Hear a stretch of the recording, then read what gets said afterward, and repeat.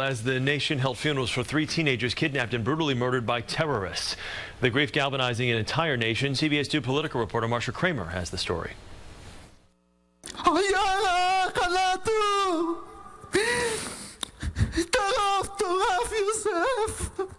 The words were in Hebrew, but the grief needed no translation, as thousands of Israelis gathered to bury the 3 Israeli teenagers kidnapped and killed by members of the Hamas terrorist group.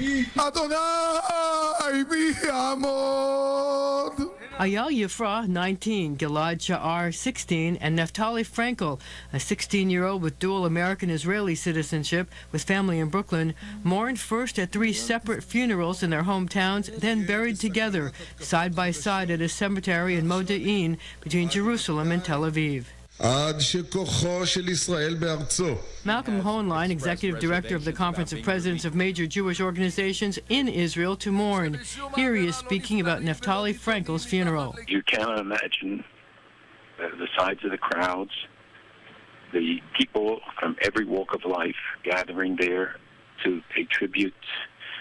The tears are flowing, but as the father just said, these are tears of strength, of love. This is a national trauma. I've never seen people come together in such a dramatic way. Hoenlein says that in mourning the loss of these young lives, there is also anger. Anger at Hamas, but also anger at the United States and other countries for not doing something to stop terrorism once and for all. People want to see the international community finally stand up and say enough. No more hollow words of, condolences or sympathy, but really strong action to fight terror wherever it exists and those who support it and abet it. There is a lot of anger. Prime Minister Benjamin Netanyahu, Bibi, has vowed revenge. Bibi will have no choice but to act in a decisive way because he cannot continue to have the country subject to these threats. There were 60 attempts to kidnap people since January 2013. Well, police today released an audio tape of an emergency call made by one of the teens shortly after the abduction. "They kidnapped me," a voice can be heard saying. Then they were shouting, "Head down." There's been sporadic rocket fire as Israel considers what to do.